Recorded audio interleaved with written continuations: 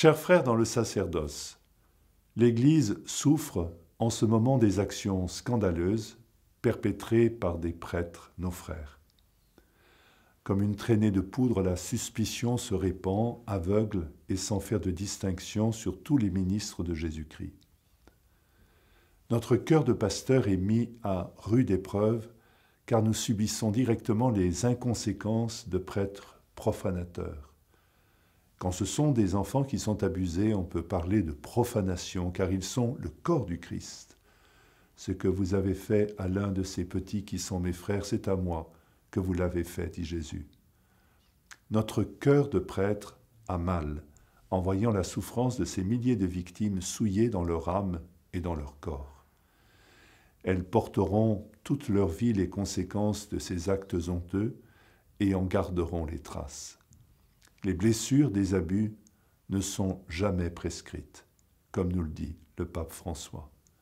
Elles avaient mis leur confiance dans ces prêtres qui, au lieu de l'espérance et de la vie, leur ont apporté des germes de mort et d'amertume.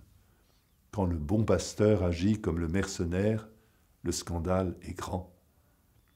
Je vous demande de prier pour ces victimes et d'être particulièrement attentifs à la douleur de tous ceux qui ont été abîmés par des personnes consacrées. Nos silences ont pu faire aussi très mal. Certains prêtres entretiennent des relations avec des personnes adultes incompatibles avec leur vocation. Le pape François distingue toujours la faiblesse de la corruption. Aux pécheurs qui reconnaissent sa misère, Jésus offre le pardon. En revanche, il est très sévère avec l'hypocrite qui mène une double vie, justifie son péché et demeure indifférent aux souffrances qu'il cause. Quant à vous, chers frères prêtres, vous qui continuez à annoncer le Christ malgré la défiance qui s'installe désormais chez nos contemporains, je veux vous dire merci. Merci pour tous les sacrifices que demande votre mission.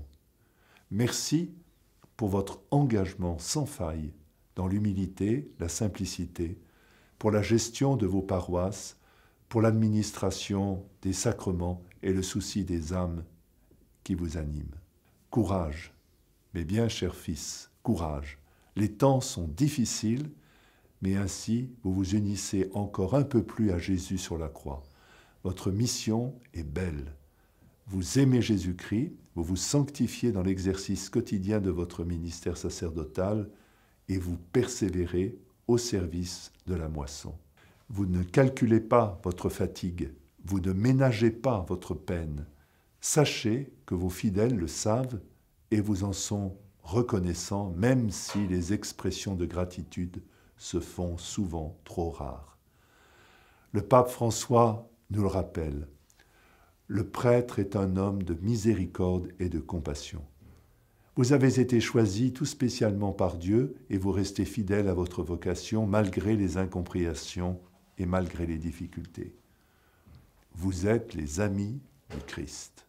Comme le dit saint Jean-Marie Vianney, notre modèle, notre guide, après Dieu, le prêtre, c'est tout. Chers prêtres, ne perdez jamais de vue votre place si chère au cœur de Dieu.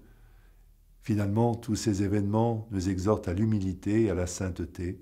Puisons dans la messe et dans la prière quotidienne la lumière qui sera notre force.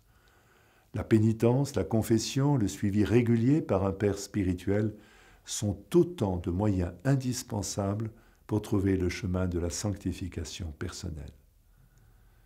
L'Église et notre diocèse ont besoin de vous. Je vous porte dans ma prière.